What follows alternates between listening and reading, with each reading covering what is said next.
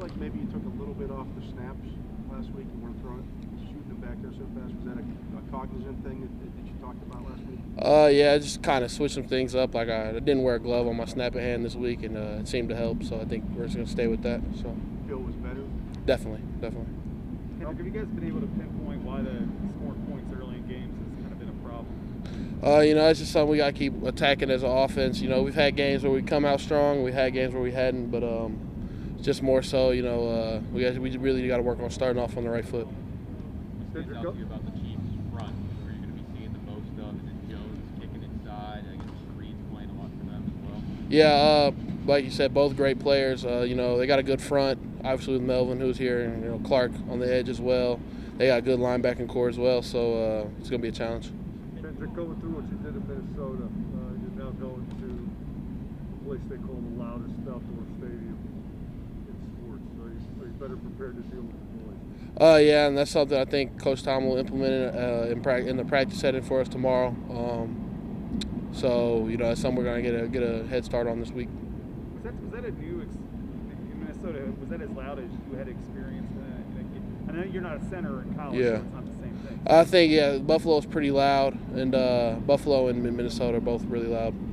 What was going on there when the clock's ticking down? I mean, it looks like Trey's patting you to snap the ball. Yeah, but I kind of it's just like just kind of not being on the same page and stuff we had to work through. But I think we got into it now, so we're good. Najee said that during games he'll talk to the linemen, he'll talk to wideouts to kind of help you guys not get super frustrated or like, hey, know your limits, do not get penalized. What kind of things is he telling you during games, and how much does that help? Yeah, Najee's great with even when he should be frustrated, he's good at keeping himself together. How's he going to keep us together without keeping himself together, right? So Najee's always good at being level-headed and just kind of staying the course and chipping away. He definitely helps keep me. I can speak for myself. He keeps me very level-headed as well. You guys have, I think it's 53 starts from rookies on offense this year. It's the most in the league. Do you still feel like rookies at this point, or is that past? I wouldn't say I feel like a rookie, but I also don't feel like a vet yet either, right? But no, we played a lot of ball. That's a lot of snaps.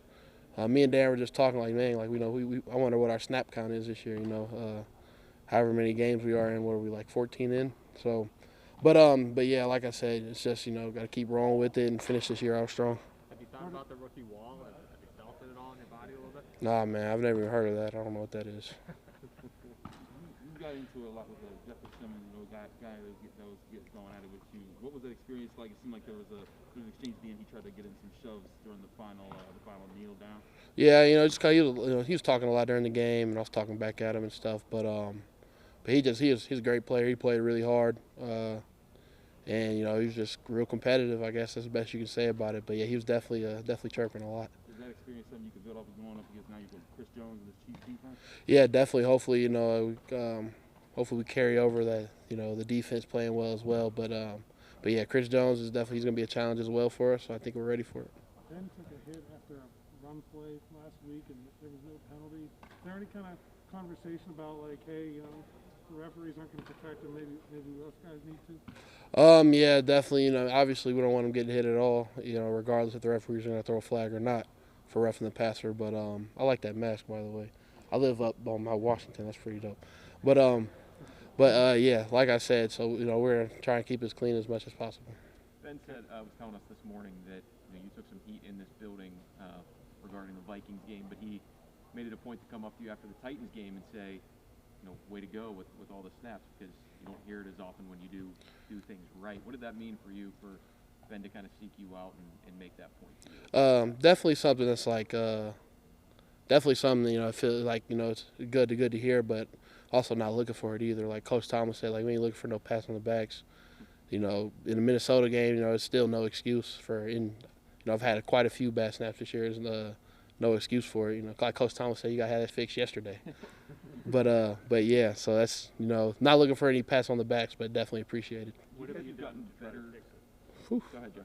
What have you done to try to fix it? Like I just said earlier, kind of just took the glove off my snap hand, and I feel like that's made a world of a difference. I don't know why, but that's what it is. Gotten better handling the bull rush from those interior guys at this level over the course of the year, even just when you look back to preseason until now, when you go kind of heads up with a nose or something like that? Yeah, something, you know, we kind of Coach Clem, Coach Timo, you know, even Trey's helped me out. Trey Turner's helped me out a lot with that. Still not where I want to be, though. You know, still in the backfield a little bit too often, but something to keep working on. But, you know, you mentioned in the preseason, hey, look, I know what who I'm replacing. I know what the expectation here is. It's one thing to say it in August, but now you're in December and it's been up and down for you. How have you been able to sort of handle the roller coaster from an emotional standpoint? You know, I just kind of keep being level-headed. I tell myself, like, you know, just trying to, you know, stay the course, weather the storm. You know, I knew my Coach Clem told me there was going to be ups and downs, and people in media going to be talking about you crazy, and they're, you know, and probably not talking about you when you do great. But, you know, just try not to pay attention to those things and really just come here every day, come into work, and, you know, regardless of how last game went, whether it was good or bad, focus on that next game and taking a step forward. So that's just kind of been my mindset this whole year.